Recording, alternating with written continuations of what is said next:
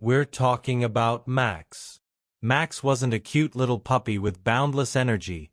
Max was a senior, 20 years old.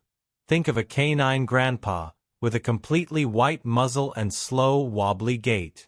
Max was everything to his owner, Sarah. Until suddenly, he became a burden. What you won't be able to process is how cold the abandonment was. On a cloudy Monday morning, Sarah drove to the most secluded area of Central Park, opened the car door and simply pushed Max out, along with his old, torn bed and an almost empty bag of dog food. Max, blind in one eye and nearly deaf, only felt the movement, believing it was just a quick stop. But when he raised his head and tried to check what was happening, he heard the cruel sound of the engine revving and then silence. That faithful little dog of 2 decades was left to die under a dry tree, completely alone, without understanding why he had lost the only world he knew. Max's anguish was palpable. Imagine the confusion of a 20-year-old being suddenly finding himself in a hostile environment, without his familiar smells, without his human, unable to run or defend himself. He tried, poor thing. He tried to get up faster, but his hind legs no longer responded with the same coordination, and the hard, cold pavement seemed to suck him in. 4 hours.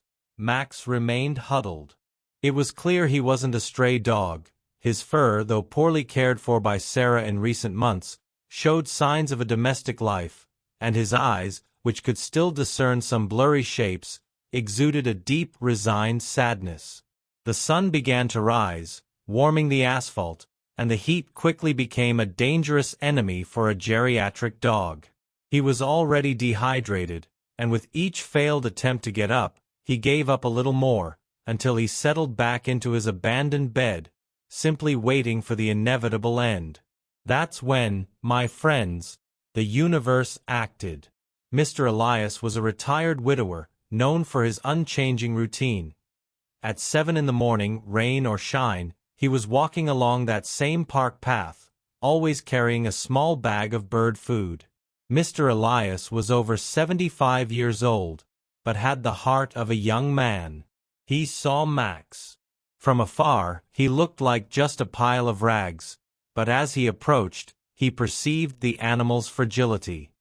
He slowly bent down without haste, so as not to frighten the dog, and noticed the state of neglect, the bag of food, and the worn identification tag. There was no hesitation, no fear of responsibility, just a stoic sadness and an immediate determination. The elderly man, moved by surprising strength, picked up Max's bed, carefully wrapped the dog in his knitted coat and, ignoring the pain in his own joints, took Max directly to the veterinary hospital. The veterinary diagnosis was not easy. Max was severely anemic, had chronic kidney problems, and the veterinarian gave him no more than a few weeks to live, even with palliative care. Beyond the physical illness, the emotional trauma of abandonment was evident. Even on the stretcher, Max was withdrawn. Mr. Elias listened to everything, absorbed the information, and instead of becoming discouraged, made a decision. Max would not die alone or in a kennel. He took him home. Mr. Elias's house was modest but organized, and it quickly transformed into a geriatric clinic for a dog. Max was large, incontinent, and needed constant changes. Elias spent the early mornings awake, changing sheets, administering medication, and simply sitting beside Max, talking softly about the weather and memories of his deceased wife. He treated Max not as a patient, but as a life companion, someone who also understood loneliness and the need for unconditional affection in old age.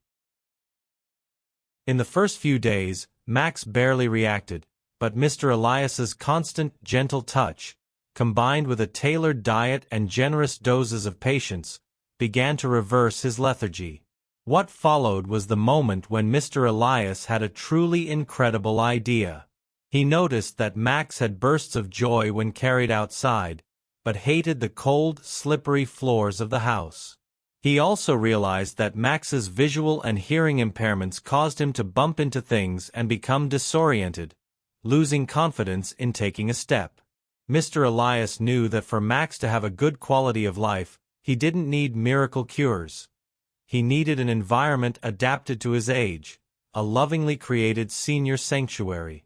From this insight, Mr. Elias dove in headfirst. He used most of his savings to build what he affectionately called Grandpa Max's Retreat in his backyard. The project was ambitious. First, he covered the entire yard with low-impact synthetic grass to cushion falls. Next, using his old carpentry skills, he built wide, gentle ramps in place of all the steps and made walkways with specific textures that helped Max orient himself by the touch of his paws, even without seeing well. He installed heated water bowls, because older dogs lose heat easily, and built a covered area with orthopedic mattresses and low-energy heaters, designed to alleviate arthritis.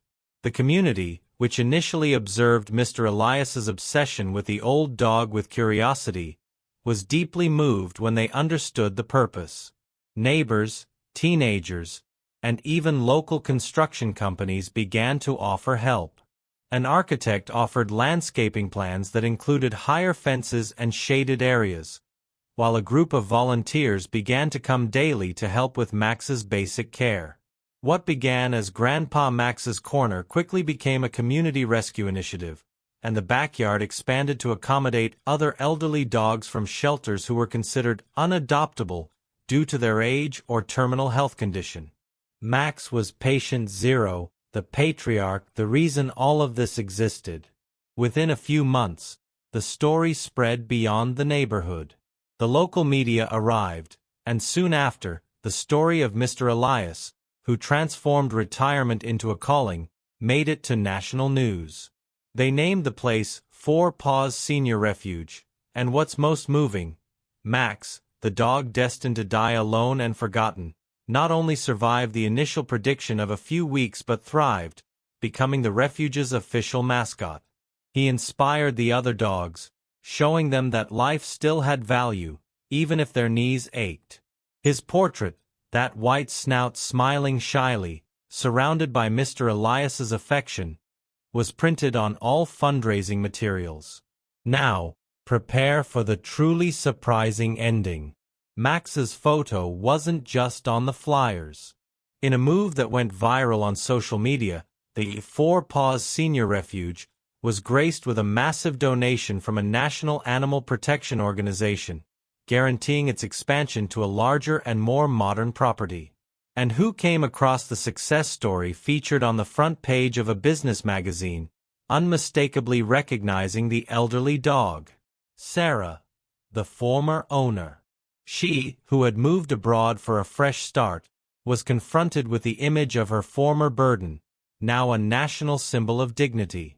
She tried to contact them, full of guilt and claiming she wanted to help the refuge, but Mr. Elias, with his gentle wisdom, refused any contact.